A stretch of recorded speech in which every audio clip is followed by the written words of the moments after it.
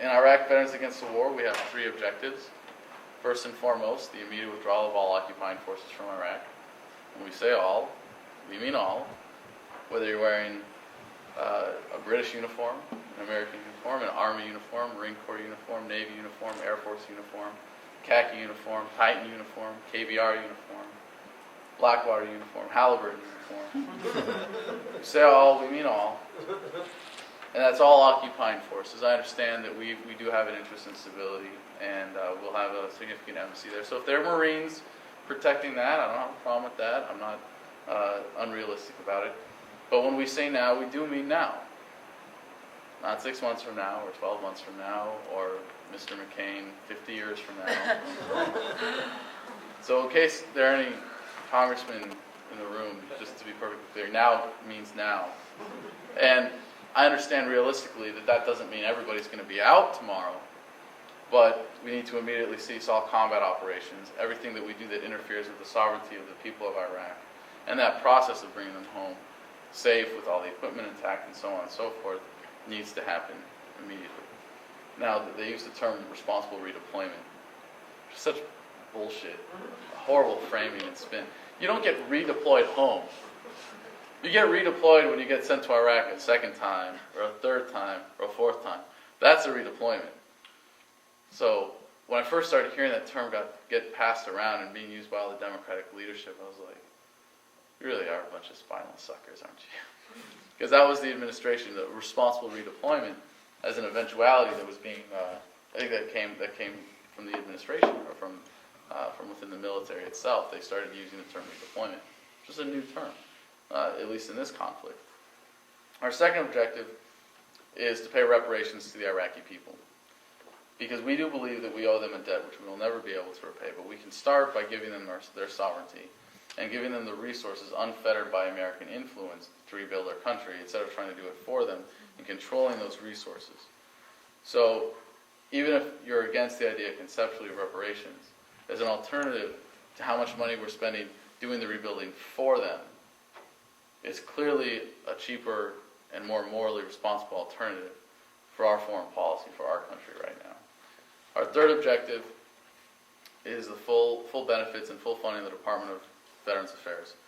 And right now we got veterans coming home with PTSD, traumatic brain injury, TBI, missing limbs, depleted uranium poisoning, and yet when Congress sends Bush a bill to fund the VA, he threatens to veto it because it would constitute too much spending. Having started a war that now in the long run, according to the IVAW, will cost us $2.4 trillion. That is, if it comes to an end as soon as possible. So, and yet, Bush is leading the Yellow Magnet Brigade, and that whole charge, which is very frustrating. But one of the things we're working on right now, or we're starting a campaign on for the DC chapter, is to get depleted uranium testing more available to returning veterans. I'm sure you're all familiar with what depleted uranium is and how excessively it's being used. Someone at the Pentagon has said you can eat it, you can sprinkle it on your cereal and just, it's harmless. And we'll all believe it when I see it, but I know if you ask the tens of thousands of Iraqis who are having kids with birth defects, who are being born as half bodies, and just, it's, you can look up the pictures online, but they're just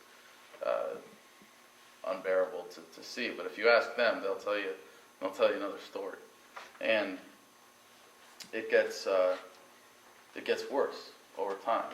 And right now, if a veteran comes home and says, "I'd like to get tested for depleted uranium, I've got some symptoms," or like, I've got skin lesions and I've got cancer, they'll say, well, that's because you're rolling around in sand and that's because you're a smoker. And it's not until you've got, like the triple threat or worse, you've got depleted uranium, you've got skin lesions, you've got your hair falling out, you've got cancer, you've got degenerative bone disease, then they'll say, okay, well, we'll test you. Because they're, just like everything else this administration is doing, they're trying to deny as much as possible the cost of the war. If they acknowledge officially through the VA that DU is a problem for service members, then they're going to have to acknowledge it's a problem for the Iraqi people. A lot of contractors are going to stop making money off the munitions. So it should be an automatic thing if a veteran comes home from an area where depleted uranium weaponry has been used, that they can just say, I want to get a test, and to know for sure.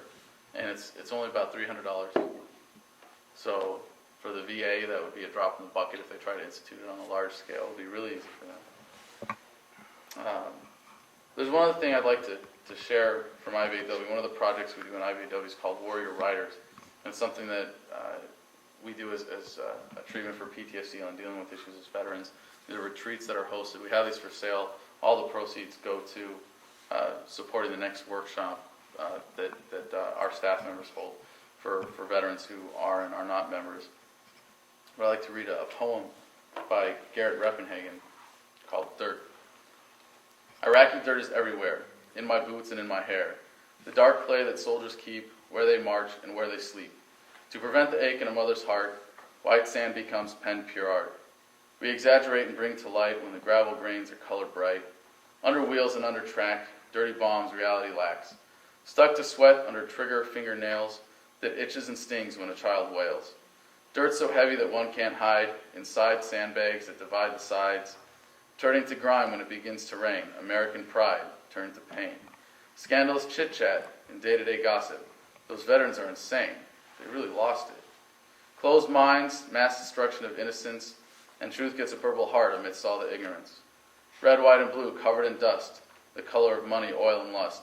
Soiled uniforms brown with taint, breathe uranium air contaminant.